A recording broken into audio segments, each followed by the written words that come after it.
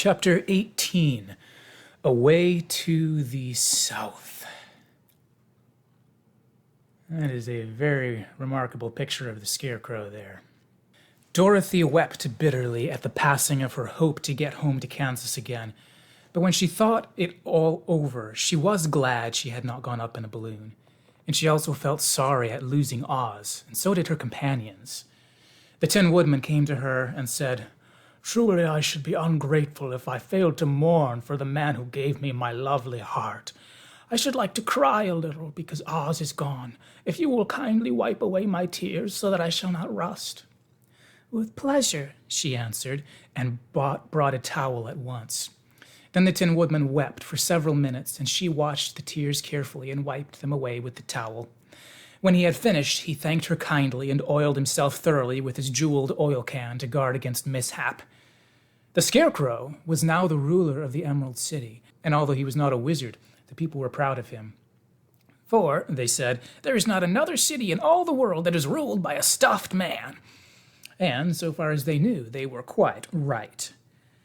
The morning after the balloon had gone up with Oz, the four travelers met in the throne room and talked matters over. The Scarecrow sat in the big throne, and the others stood respectfully before him. "We are not so unlucky," said the new ruler, "for this palace and the Emerald City belong to us, and we can do just as we please. When I remember that a short time ago I was up in a pole in a farmer's cornfield, and that I am now the ruler of this beautiful city, I am quite satisfied with my lot." "I also," said the Tin Woodman, "am well pleased with my new heart, and really, that was the only thing I wished for in all the world. For my part, I am content in knowing I am as brave as any beast that ever lived, if not braver," said the Lion modestly. "If Dorothy would be contented to live in the Emerald City," continued the Scarecrow, "we might all be happy together." "But I don't want to live here," cried Dorothy. "I want to go to Kansas and live with Aunt Em and Uncle Henry." "Well, then what can be done?" inquired the Woodman. Let's take a look at this picture. Oh, this must be their meeting here. And there's the sagely old Scarecrow sitting there, and the brave, noble Lion, and our wonderful friend, the Tin Woodman, and the little dog. I guess, is that the witch's hat sitting there? All right, let's continue here. "Well, then what can be done?" inquired the Woodman. The Scarecrow decided to think, and he thought so hard that the pins and needles began to stick out of his brains. Finally, he said, "Why not call the winged monkeys and ask them to carry you over the desert?" "I never thought of that," said Dorothy joyfully.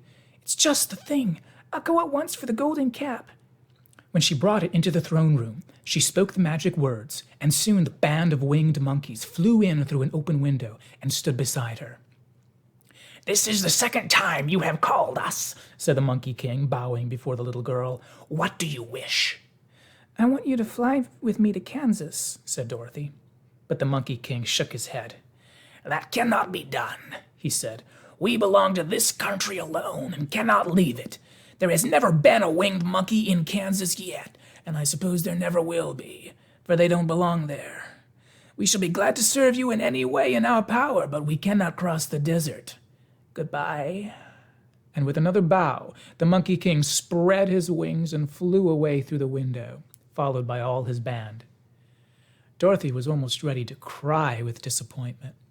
"I have wasted the charm of the golden cap to no purpose," she said, "for the winged monkeys cannot help me." "It is certainly too bad," said the tender-hearted Woodman.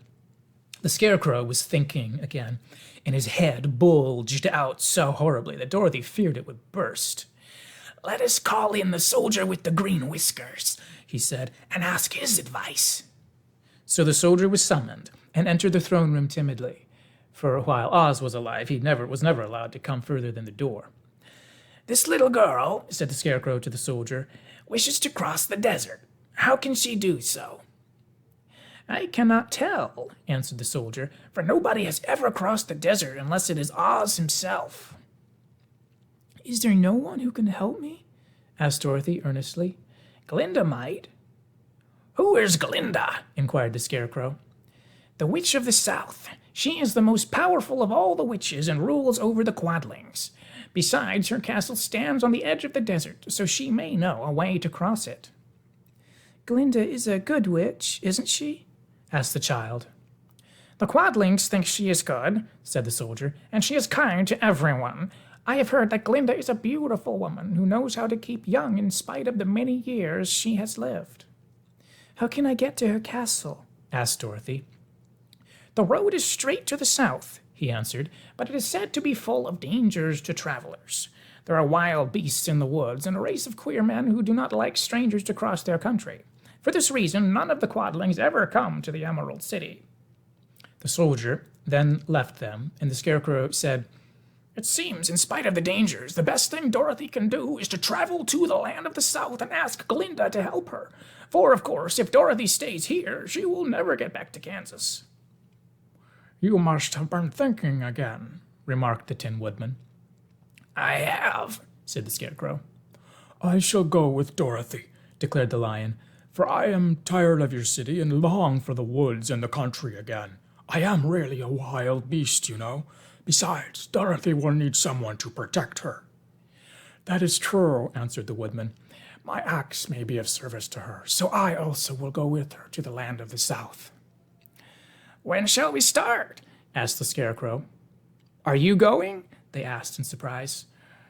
Certainly. If it wasn't for Dorothy, I should never have had brains. She lifted me from the pole in the cornfield and brought me to the Emerald City.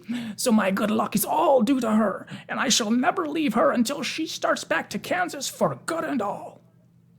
Thank you, said Dorothy gratefully. You are all very kind to me, but I should like to start as soon as possible. We shall start tomorrow morning, returned the Scarecrow. So now let us get ready, for it will be a long journey. All right, next chapter is going to be attacked by fighting trees.